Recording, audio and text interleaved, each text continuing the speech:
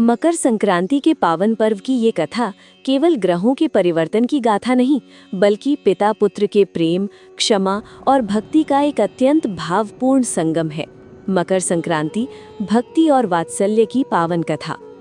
पौराणिक मान्यताओं के अनुसार सूर्यदेव का अपने पुत्र शनिदेव के साथ संबंध अत्यंत कटुतापूर्ण था। सूर्यदेव ने शनि के श्याम वर्ण और उनके स्वभाव के कारण उन्हें खुद से दूर कर दिया था। पिता के इस व्यवहार से रुष्ट होकर शनिदेव ने अपनी माता छाया के साथ एक अलग लोक में निवास करना शुरू कर दिया। क्रोध और प्रतिशोध की अग्नि में शनिदेव ने सूर्यदेव के घर कुंभ, जो उस समय सूर्य का निवास था, को जलाकर भस्म कर दिया। जब सूर्यदेव अपने घर पहुंचे और सब कुछ राख देखा तो उन्हें अपनी भूल का आभास हुआ और वे गहरे संकट में पड़ गए। इधर शनिदेव के पास जब उनके पिता सूर्यदेव आए, तब शनिदेव ने देखा कि उनके पिता अत्यंत संकट में हैं। यद्यपि उनके मन में पिता के प्रति रोष था, परंतु पुत्र धर्म का पालन करते हुए उन्होंने सूर्यदेव का स्वागत किया। उस समय शनिदेव के पास सूर्यदेव को अर्पित करने के लिए कुछ विशेष नहीं था, इसलिए उन्होंने घर में रखे हुए काले तिल से ही अपने पिता का पूजन किया। शनिदेव की इस निस्वार्थ सेवा और भक्ति से सूर्यदेव का हृदय द्रवित हो गया। उन्होंने प्रसन्न होकर शनिदेव को वरदान दिया कि जब भी वे उनके घर यानी मकर राशि में प्रवेश करेंगे तो वो समय जगत के लिए कल्याणकारी होगा। सूर्यदेव ने आशीष दिया कि जो भी व्यक्ति इस दिन काले तिल और गुड़ से शनिदेव और मेरी पूजा करेगा, उसके जीवन के सभी कष्ट मिट जाएंगे और शनि की साढ़े साती या घैया का प्रभाव भी कम हो जाएगा। इसी दिन से सूर्य का उत्तरायण होना और मकर राशि में प्रवेश मकर संक्रांति के रूप में मनाया जाने लगा। ये कथा हमें सिखाती है कि जीवन में कितनी भी कड़वाहट क्यों न हो, क्षमा और प्रेम के तिर गुड़ से रिश्तों को फिर से मधुर बनाया जा सकता है।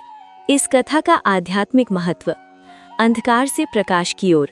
ये पर्व सूर्य के उत्तर की ओर बढ़ने का प्रतीक है, जो अज्ञान के अंधेरे को मिटाकर ज्ञान का प्रकाश फैलाता है।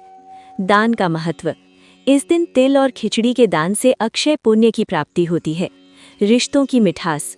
तिल गुड़ घ्या और गोड़ गोड़ बोला, तिल गुड़ लो और मीठा बोलो का संदेश समाज में समरसता लाता है। मकर संक्रांति के पावन अवसर पर सूर्यदेव और शनिदेव की कथा के साथ साथ धर्मराज और बुढ़िया माई की ये पौराणिक कथा सुनने का विशेष महत्व है।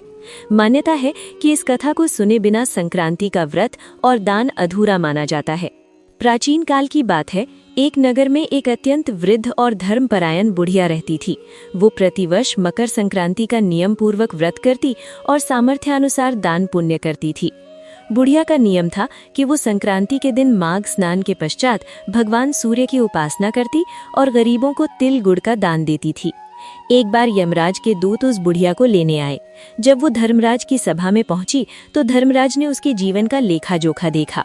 बुढ़िया ने अपने जीवन में बहुत पुण्य किए थे, लेकिन उसने कभी धर्मराज के नाम का सीधा दान या उद्यापन नहीं किया था। धर्मराज ने उससे कहा, हे माई, तूने पुण्य तो बहुत किए, लेकिन मेरे द्वार की देहली यानी चौखट को पूजना भूल गई। अब तुझे कुछ समय यहाँ रुकना होगा। बुढ़िया माई ने प्रार्थना की, हे धर्मराज, मुझे एक अवसर और दें। मैं धरती पर जाकर आपके नाम का व्रत और मकर संक्रांति का उद्यापन करना चाहती हूँ। धर्मराज ने उसे पुनः पृथ्वी पर भेज दिया। धरती पर लौटकर बुढ़िया ने संक्रांति के दिन तिल, गुड़, खिचड़ी और घी का दान किया और धर्मराज के नाम का विशेष सीधा निकाला। उसने अपनी सहेलियों और गांव वालों को भी इस दिन का महत्व बताया। उसने श्रद्धापूर्वक मंत्र पढ़ा, तिल चटकाए पाप कट जाए, धर्मराज का द्वार खुल जाए। जब बुढ़िया का अंतिम समय आया तो स्वयं धर्मराज उसे लेने आए। उसे स्वर्ग ले जाते समय रास्ते में जो भी बाधाएं आई, वो उसके संक्रांति के दान और धर्मराज की कथा के प्रभाव से कटती चली गईं। अंत में उसे मोक्ष की प्राप्ति हुई। तभी से ये परंपरा चली आ रही है कि मकर संक्रांति के दिन सूर्यदेव की पूजा के साथ धर्मराज की ये कथा अवश्य सुननी चाहिए, ताकि मृत्यु के पश्चात यमलोक के कष्ट न भोगने पड़े। कथा सुनने के बाद अवश्य करें ये काम। तिल का अर्घ्य। जल में थोड़े काले तिल डालकर सूर्यदेव को अर्घ्य दें। दान। कथा सुनने के बाद अपनी क्षमतानुसार तिल, गुड़, कंबल या खिचड़ी का दान करें। प्रार्थना। मन ही मन कहें, हे सूर्यदेव, हे धर्मराज, जैसे बुढ़िया माई की सुनी वैसे ही सबकी सुनना और सबका कल्याण करना।